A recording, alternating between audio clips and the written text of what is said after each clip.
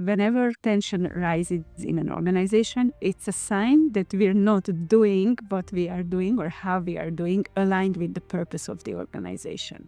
If we look at this, then we would see that any time when something starts creaking in an organization, it's a sign that we have to start realigning our goals, our activities, and how we are working with our purpose.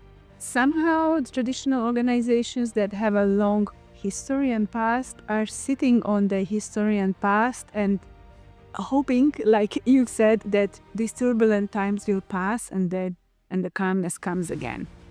And they think that they just have to kind of survive these times. And I think that's, again, the wrong track to sit on. Welcome to Big Four and More. I'm your host, Drew Leifheit, and I'm bringing you interviews and perspectives on issues that touch the global consultancy sector. Today's question: how can organizational development help global audit and consulting firms thrive in the 21st century?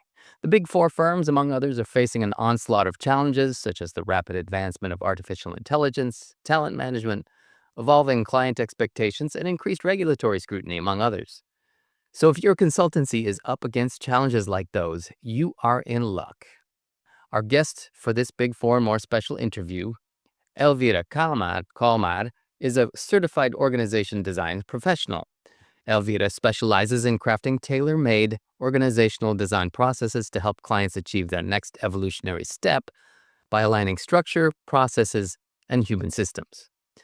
An accomplished author, speaker, and design practitioner with over 2 decades of experience, Elvira is a passionate advocate for making OD, as it's called, a core competency at organizations.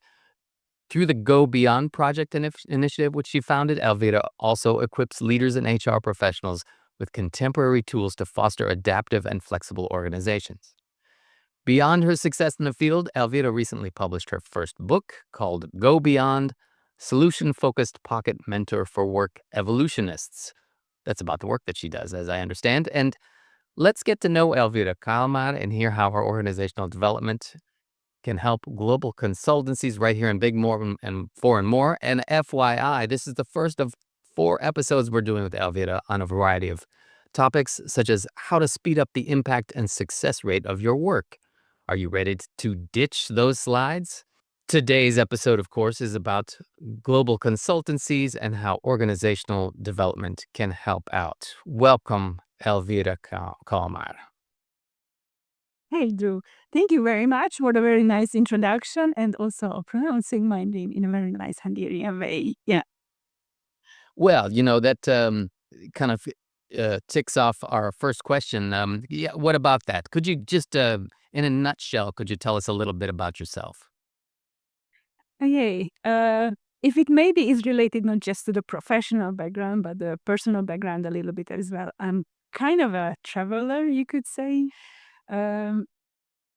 Being born in a country that doesn't exist anymore, I became native in change a bit quite early in my young adulthood. So I was born in Yugoslavia, and after the war torn it into pieces and it disappeared, I've actually moved to Hungary. So I lived in Budapest, Hungary for about 30 years. Actually, we bumped into each other, Drew, a few times here and there. And in the last few years, I moved on. So I lived in Vienna, Austria, and currently I'm residing in Switzerland. Wonderful. And of course, we will be kind of getting back around to that theme of, how who you are works into all this about what you do. But first of all, could you talk a little bit, maybe give us a simple definition of organizational development? And there's a word that's eluding me at the moment that you told me just a couple of minutes ago about the design, I guess, right? Could you talk about that? Give us a really simple definition.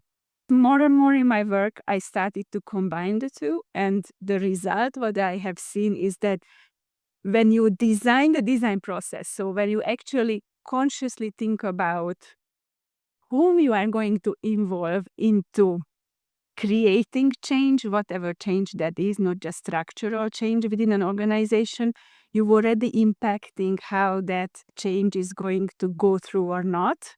Yeah? So it's very important how you design the design process.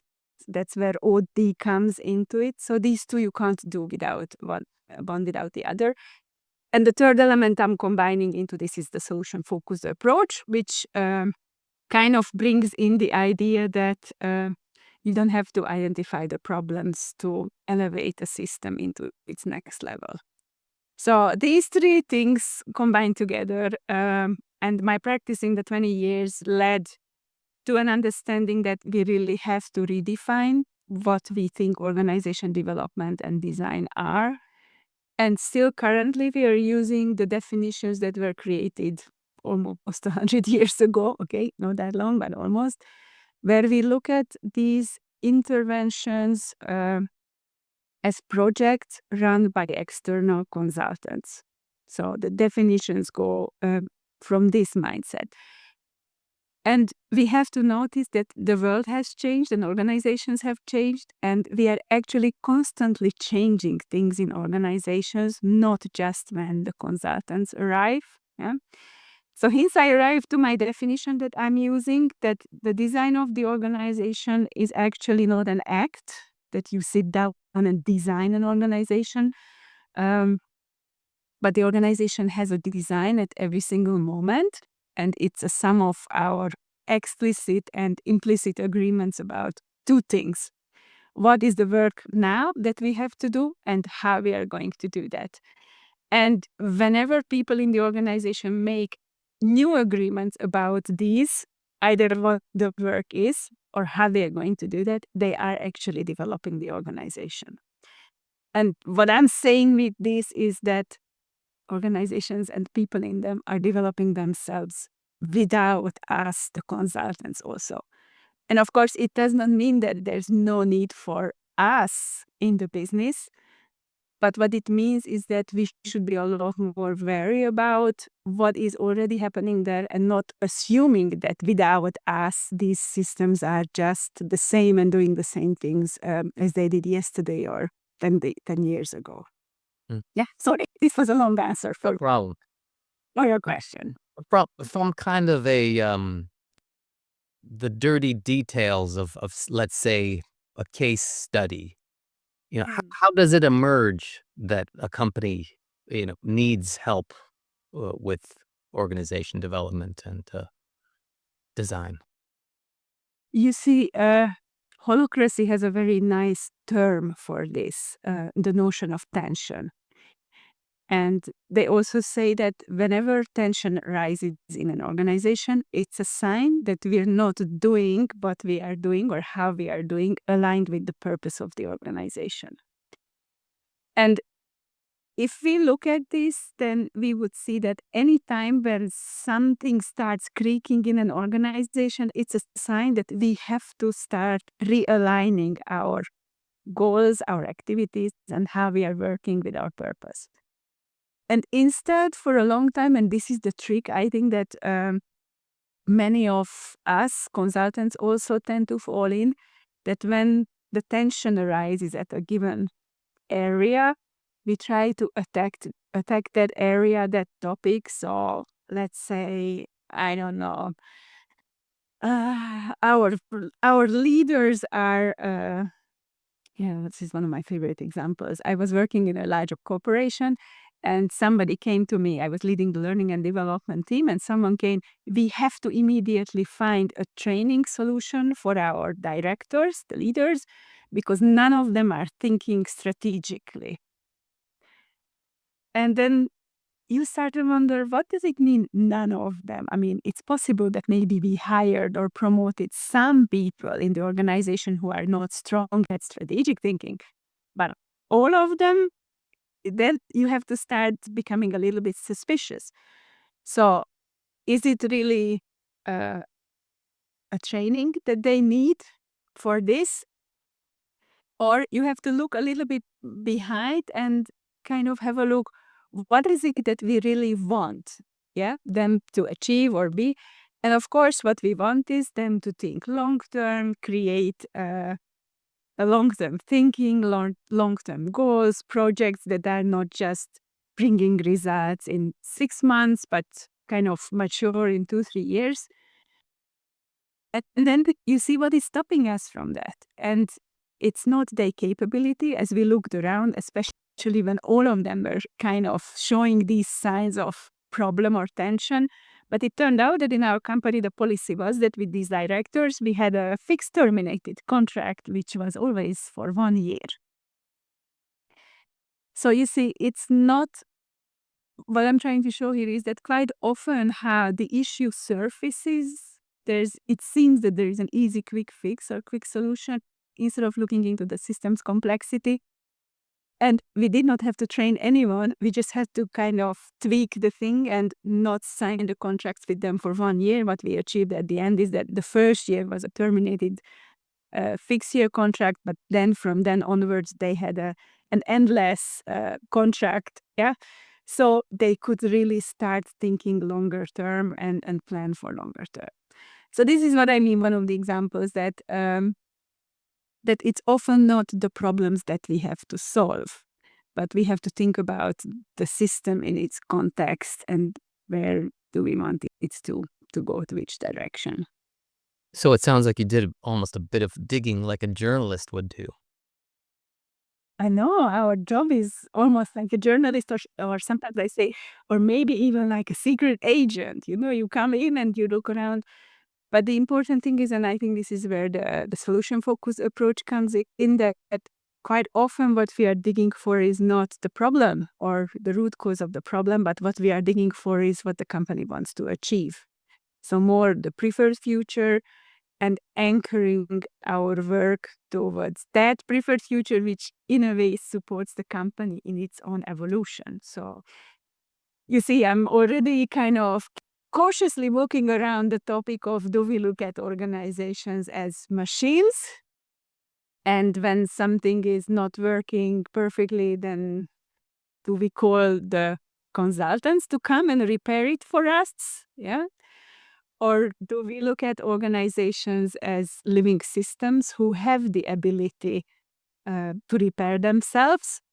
And quite often, us, the consultants, are really just needed to ask the right questions and to help widen the horizon. Because, of course, when there is a problem, all our attention is focused on that. And then we forget how many wonderful things as an organization we already achieved and what resources and capabilities we have.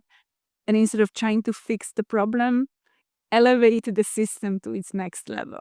Yeah, so that's the beauty of our work, actually. And yeah, it's a bit like a journalist. Excellent. This is just a reminder that you're watching Big Four and More, and I'm speaking with Elvira Kalmár. She's a certified organization design professional with over 20 years of experience. Elvira, I'm wondering if we could kind of pull back a little bit and talk about, yes, of course, recent history and the effect it's had on organizations. These are odd times still, even though the pandemic has passed quite a while ago now. What's your assessment of the business world and sort of what are the problems that are emerging? How can you help? Well, but I would say probably the biggest challenge is that we still, like you said, use the word still, that we are still waiting for this turbulent time to be over. And like we say about the climate change, that these are the hottest summers we're experiencing for the rest of our lives. I would probably say that these are the calmest times business-wise that we're experiencing for the rest of our life. So when we look at the whole situation around us and we think this is just a temporary turbulence, we are on a very wrong track. And this is what's happening in the business world, that those who noticed in time that these are the times we are going to live in and change is just going to speed up. And with the arrival of AI, you see how that speed is almost ungraspable for us, the human mind, yeah, how fast it's changing and growing. The way forward for organizations is to completely rethink themselves.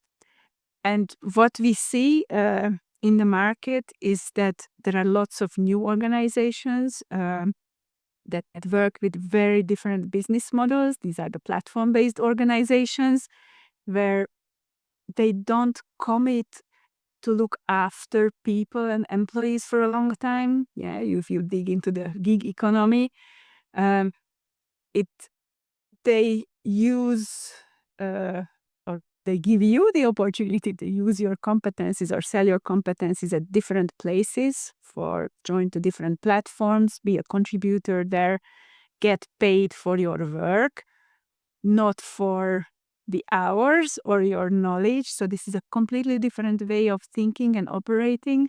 And of course, they are not carrying a large sum of fixed costs like most traditional organizations do. I also teach this. We talk a lot about with my students about, we understand that almost all the startups that I've been mentoring in the last 10 years, they are some sort of platform-based ideas. Platform-based ideas also mean that they are connecting niche providers and niche users around the globe. So companies that are still focusing locally or regionally are getting left behind. These companies also go through the life cycle stages super fast. So from an idea, in 5-6 years, they can become global phenomenons. Yeah.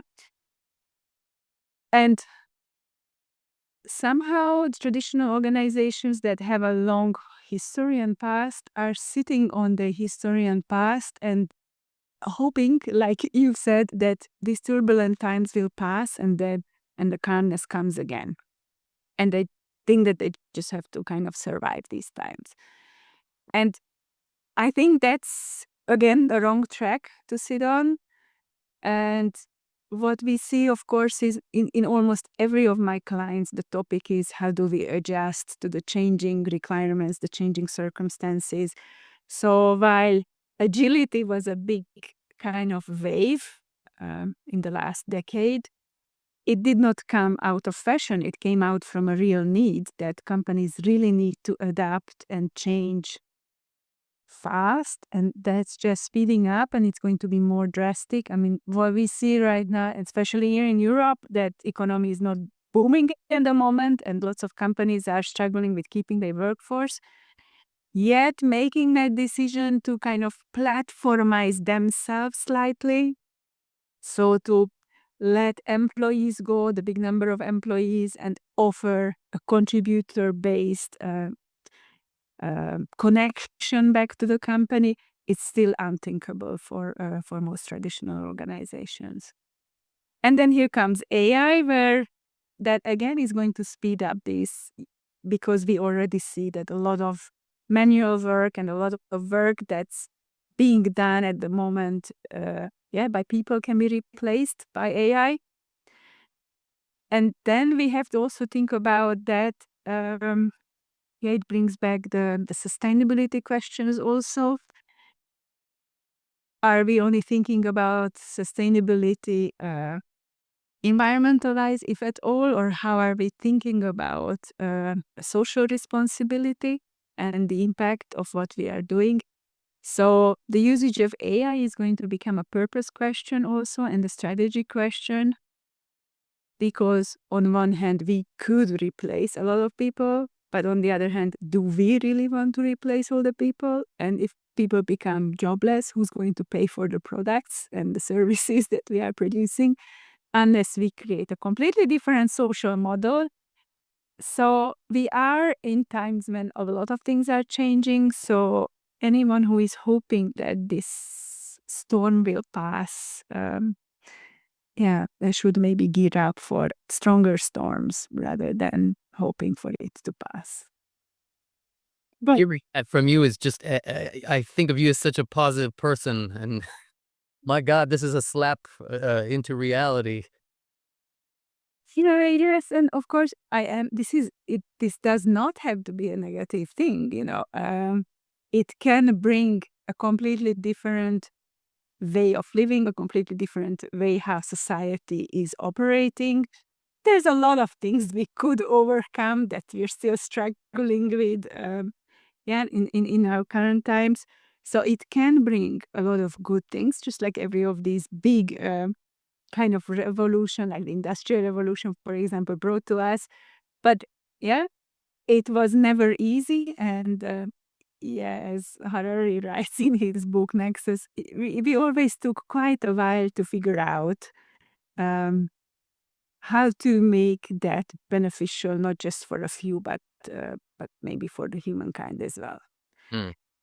And with that, what I'm saying is that um, the traditional organization development and design models, and I just want to come back to this, are still thinking mainly with the traditional organizational models. And they are changing super fast, and how we can develop organizations is changing super fast. And I think this is where it's going to be super important that this becomes a competency of all of us who are working together with other people, so that we have the capability of regularly making new agreements with each other. What is it that we are working on together? Do we actually have to work together? What do we want to achieve, and how are we going to do that? And this kind of flexibility of our mind is also something that needs to be trained. So when you still ask people, what is your job? And they tell you the job description and position. Yeah, that's great, but that's also going to change like 1,000 times in the next few years. So there's a lot of change going on around us. So kind of my final message maybe is we're better off gearing up for that. So this is why the course I'm teaching, I titled it at the end, Native in Change. So I'm trying to give the tools and mindsets and lots of examples um, how to become native in this change and ride the waves of uncertainty rather than being scared from it or thinking that this is actually a black picture or a picture that takes us to not to a nice place. Hmm. How do you see global consultancies, companies like KPMG, Ernst& and Young, Deloitte, of course, they've been through a lot of reformations and mergers and things like that, but have become these huge monolithic companies. What do you think, given what you've said about how platform-based companies are, what would you say their prospects are for, surviving or thriving in the future?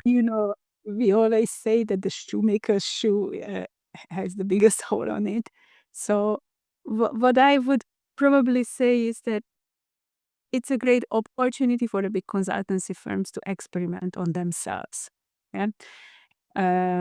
How, because being big and monolithical is not helping in being adaptable. That we see. We also see that there are some great kind of organizational models. They like the models. So I'm going to reference Hire here, the Chinese company where they broke down. At that time, the company had 80,000 employees. They broke it down into small micro enterprises.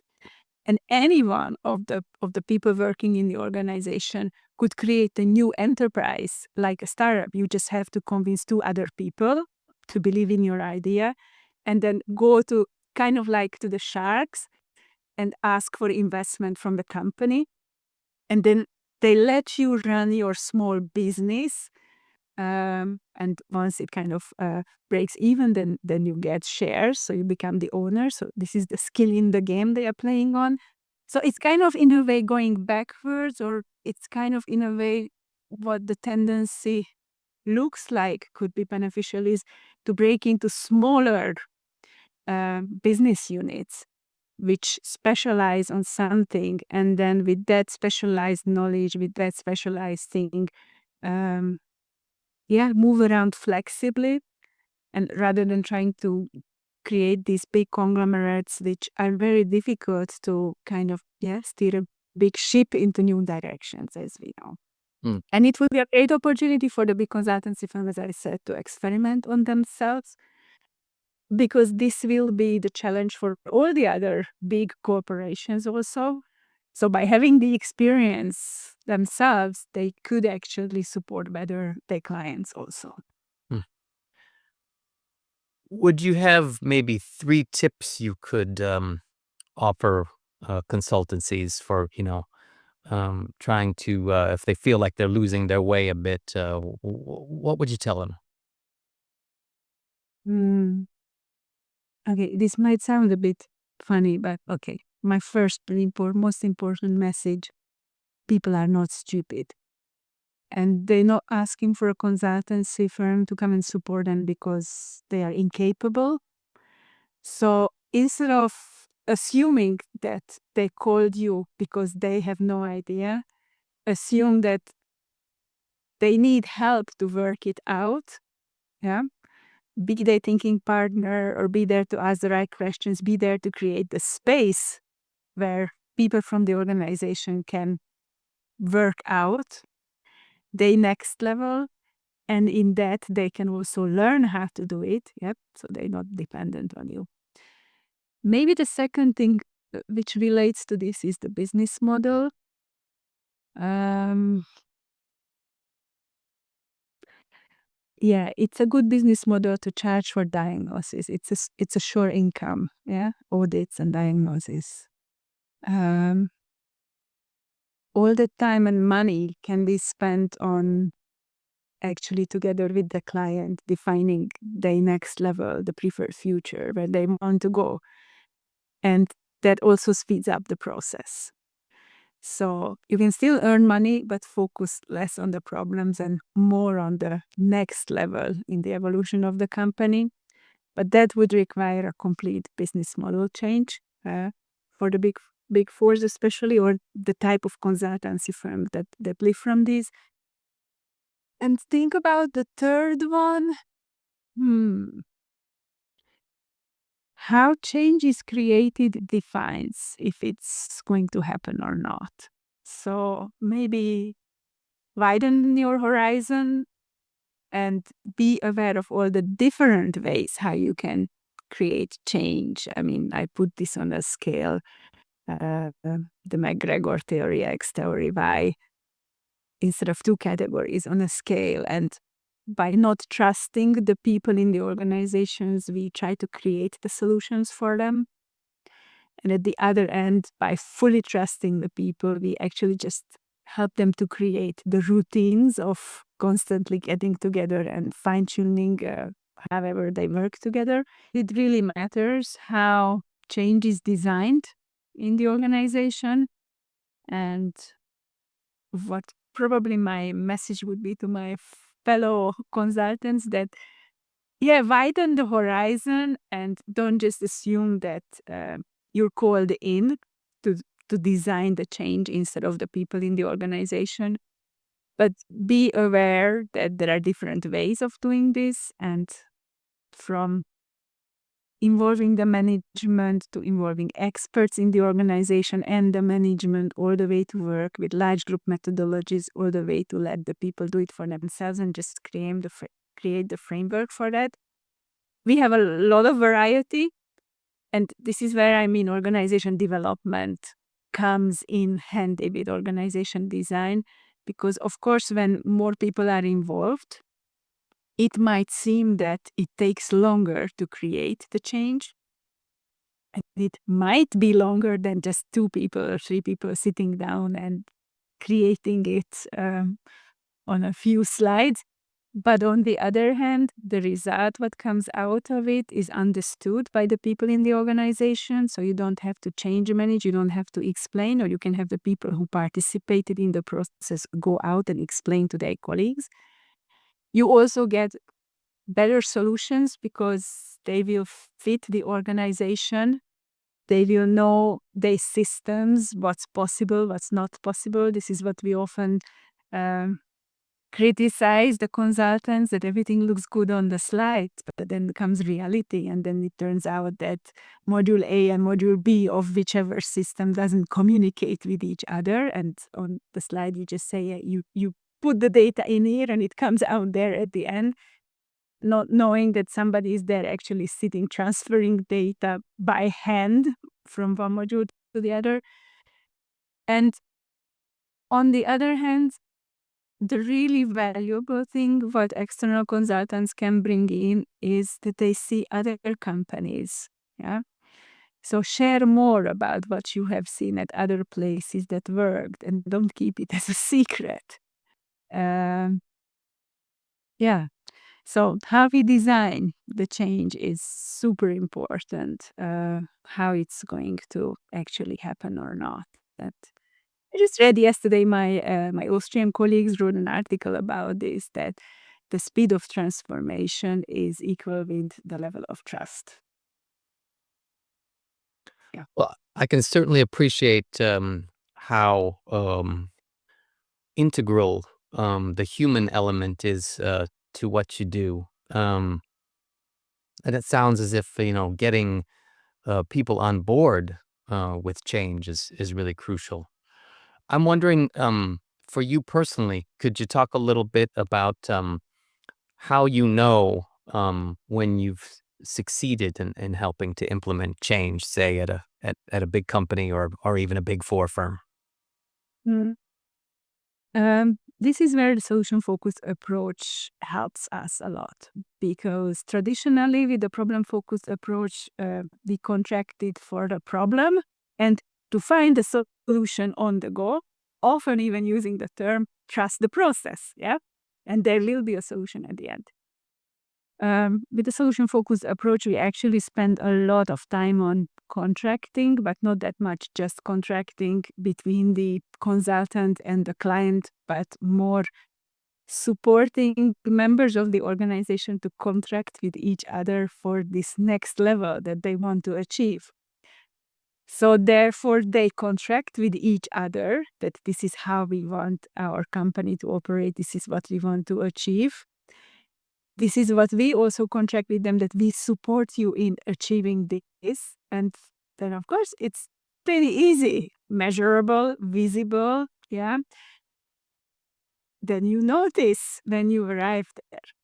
And just to be maybe here also, like everywhere, the devil lies in details.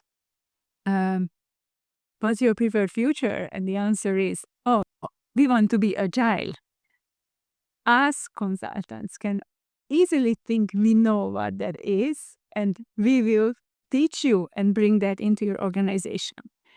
And with the solution focused approach, we ask thousands of questions. How is it going to look like when you are agile? What your clients are going to notice, what your people are going to notice, what are you going to notice? And when we go all around that, so clear, visible, noticeable signs, that's actually what we are working towards. The members of the organization and the consultants supporting them. So then we know when we arrive there.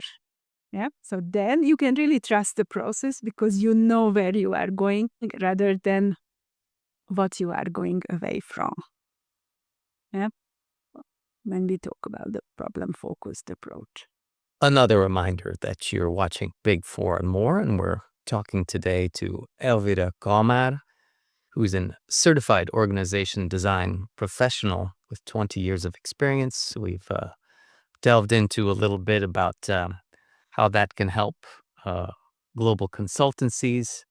And as we kind of round ourselves out to the promised land, Elvira, I'm wondering, what is it that you love the most about what you do? Hmm. I think what I enjoy the most is actually handing over the knowledge or the experience I have in a very simple way to people so they can grasp it and take these tools and create continuous change and evolution in their life, in their teams, and in their organizations. And it's just wonderful when I see that I'm not needed there anymore because they are doing it and they sometimes send some notes about their successes, or I see them how they are achieving what they didn't even dare imagine at the beginning. And that's very fulfilling. Mm. When you said that, when you explained that, it made me kind of think of, kind of like launching a boat out into the water almost. Yeah, and maybe give some navigation tools and concepts, and then they can go and they decide on their own map where they want to get and how they want to get there. And yeah, possibly my contribution is really to model them or show them a few times how to make these decisions, how to make these agreements together so that they don't eat each other on the journey. Yeah. Mhm. Uh, and how actually the final destination, we could say, is always imprinted before we start the journey. So the purpose of any organization is defined by the founder. So that doesn't change really throughout the life of the organization. We can change how we talk about it or how we verbalize it, but the core purpose is not changing. And yeah, maybe we should just not forget that that's what organizations are, like yourself, like ventures. We decide together, we believe in some cause and that we want to make it happen, so we set on a journey together. And maybe that's something also what we see nowadays, that you can participate not just in one journey. And that's also a possibility, yeah, that you can be part of many different boats and contribute to those journeys. Yeah. And they all have their own set direction in a way. And let's not forget that in the lot of hustle bustle about restructurings and processes and stuff like that. Do you ever think about why you personally, decided to do this, or maybe you were selected to help out with change? Well, as I referred to this at the beginning of our conversation, in my personal life, there was a lot of change also, or I was born in a place where change was constant. I often say, hey, my great grandmother, she lived in 9 different countries and never moved house. So sometimes it could seem that this was kind of a burden being born in a place like that. But on the other hand, I think it can also be turned into a great advantage. So I would say I'm probably native in change. That doesn't mean that sometimes it doesn't affect me in a way like, you know, we kind of, we all, we all are the same. We don't like change happen to us. We like to be part of creating that change. And yeah, I'm quite comfortable with that. And maybe that's something what I can hand over to other people also. So instead of being afraid from change, really to go with it and ride the waves of it, because it also means a lot of possibility that was not possible before. So, yep, probably because of that. This Mm. For and more. I'm Drew Leifheit, and I've been speaking with Elvira Kalmár. She's a certified organization design professional with 20 years of experience. Elvira, could you just, if someone is interested in speaking to you about these issues, how could they get a hold of you? I mean, probably the easiest way is to find me on LinkedIn, connect with me. I'm around. Or also do a bit of a search on the Gobion project. That's where you can find either on the website or on the LinkedIn um, more information about the courses I'm running and, of course, about the book as well. Elvira Kalmár, thanks so much for being on Big Four and More. Thank you, Drew.